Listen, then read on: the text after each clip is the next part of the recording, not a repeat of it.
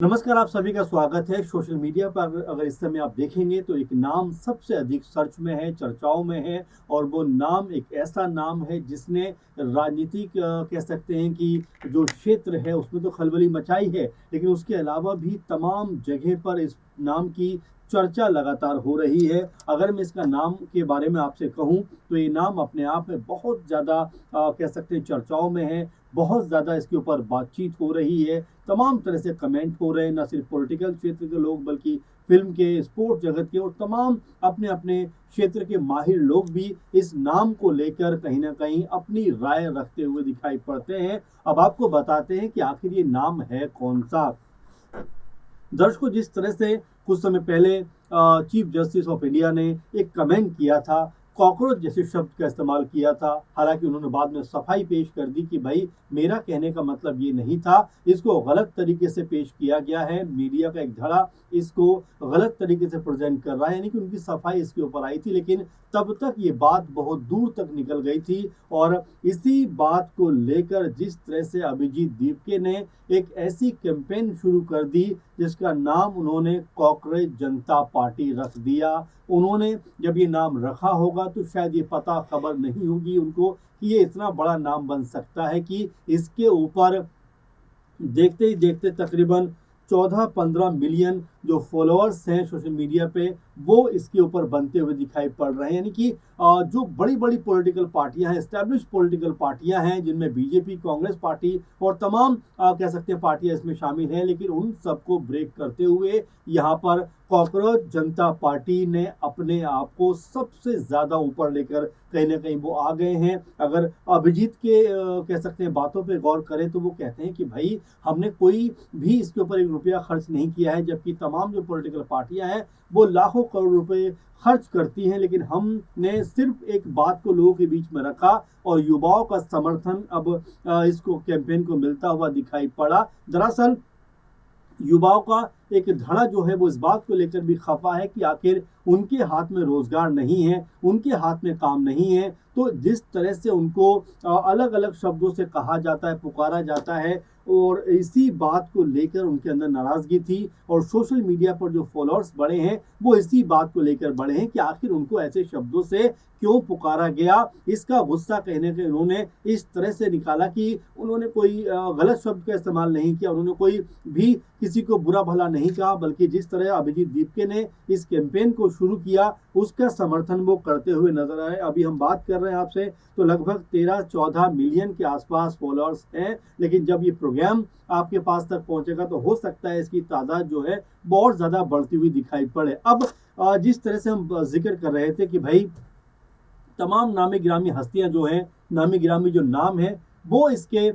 समर्थन में आते हुए दिखाई पड़ रहे हैं या इस पूरे मूवमेंट के पक्ष में खड़े हुए दिखाई पड़ते हैं। फिल्म जगत की बात करें तो यहाँ पर चाहे अनुराग कश्यप की बात करें, दिया मिर्जा की बात करें, फातिमा सना शेख की बात करें जो अभिनेत्री हैं, कोकणा सेन शर्मा की बात करें, ईशा गुप्ता की बात करें, नगमा उर्फी जावेद, ऐसे बहुत सारे नाम हैं जो लगातार इस पूरे के पूरे मूवमेंट को समर्थन दे रहे हैं। साथ में अब एक ऐसा नाम राजनीतिक क्षेत्र से भी निकलकर सामने आया है, क्योंकि अब तक कोई बड़ी प्रतिक्रिया पॉलिटिकल क्षेत्र के लोगों के बीच से नहीं आई है। गाये बगाए कुछ लोगों ने जरूर समर्थन किया है लेकिन बड़ी प्रतिक्रिया सामने नहीं आई। लेकिन अब यहाँ पर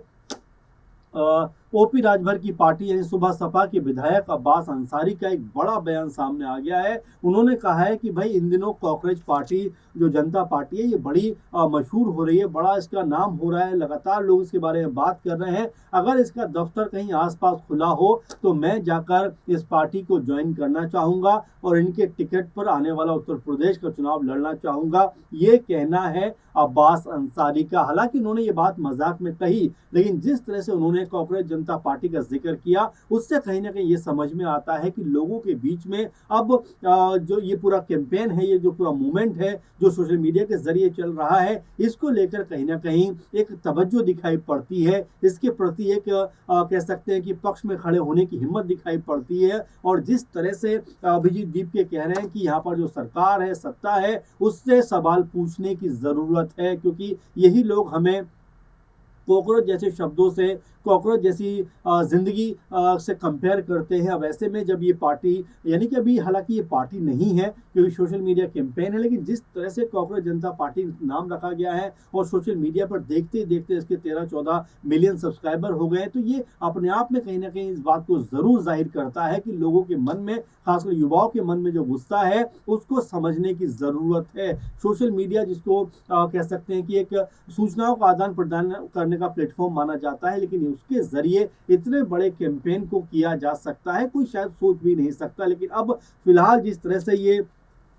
जो पूरी चर्चा है वो आगे बढ़ती हुई दिखाई पड़ती है, पूरा मूवमेंट जो आगे बढ़ता हुआ नजर आता है, उससे ऐसा लगता है कि आने वाले दिनों में इस पूरे मूवमेंट से और भी बड़े चेहरे बनते हुए दिखाई पड़ सकते हैं। और एक वर्ग ये भी कहता है कि कॉकरोच जनता पार्टी जो है इसको बाकायदा रजिस्टर कराया जाना चाहिए, पार्टी बनाई जानी चाहिए और इसके तहत चुनाव लड़ा जाना चाहिए, क्योंकि अगर हम देखें आने वाले साल में तो 6 से 7 राज्यों के बीच में चुनाव है, जिसमें उत्तर प्रदेश का चुनाव भी प्रमुख रूप से उसका भी नाम निकलकर सामने आता है। तो क्या ये माना जाए कि कॉकरोच जनता पार्टी, हालांकि अभी सिर्फ ये सोशल मीडिया कैंपेन है, सोशल मीडिया पे कहीं ना कहीं एस्टैब्लिश दिखाई पड़ती है, लेकिन क्या जिस तरह से इसको रिस्पॉन्स यहाँ पर मिल रहा है, जिस तरह युवा इसके पक्ष में आकर खड़े हो रहे हैं, तो क्या ये मानकर चला जाए कि भाई आने वाले दिनों में एक अजीबोगरीब नाम की पार्टी भी निकलकर सामने आएगी, क्योंकि अब तक इस तरह से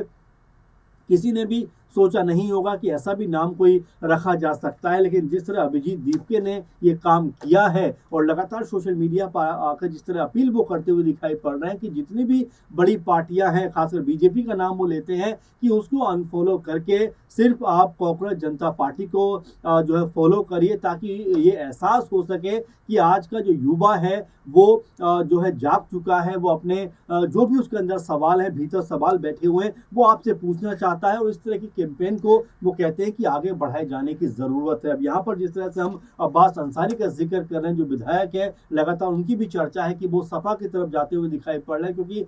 मऊ से वो ओपी राजभर की पार्टी सुबह सपा से चुनाव जीते थे 2022 में, लेकिन अब जिस तरह से वो जब मऊ पहुंचते हैं, सपा दफ्तर जाते हुए नजर आते हैं और अखिलेश यादव के पक्ष में कहीं ना कहीं उनकी जो बयानबाजी है वो ऐसा लगता है कि वो पूरी तरह से उस तरफ जाते हुए दिखाई दे रहे हैं। वहीं ओपी राजभर ने भी इस बात को लेकर कहा था कि उनके रहने या ना रहने से हमें कोई बहुत फर्क नहीं पड़ेगा। तो मिला जुला कर कहा जा सकता है कि अब्बास अंसारी ने जिस तरह से इस कह सकते हैं मौके को देखते हुए, इस मौके को ताड़ते हुए ये कहा है कि भाई अगर जिसका दफ्तर खुलता है हमारे क्षेत्र में या एक पार्टी रजिस्टर्ड होती है, पार्टी बनती है, तो मैं इस पार्टी से चुनाव लड़ना चाहूंगा। तो क्या अब और भी पॉलिटिकल लोग निकलकर सामने आ सकते हैं, क्योंकि देखिए एक मोमेंट ही होता है। जिस तरह से हम जो विजय थलापति की पार्टी है तमिलनाडु में, जिस तरह से उनकी पार्टी को पहली बार में इतनी बड़ी जीत मिली कि वो मुख्यमंत्री बन गए। अरविंद केजरीवाल की आम आदमी पार्टी की बात करें, वो भी पहली दफा चुनाव लड़े और मुख्यमंत्री बने, उसके बाद लगातार 2 बार और मुख्यमंत्री बने, यानी कि कुल मिलाकर 3 बार मुख्यमंत्री बने। तो ये इतिहास में भी रहा है कि जब जब इस तरह से बड़ी कैंपेन हुई है, बड़े लेवल पे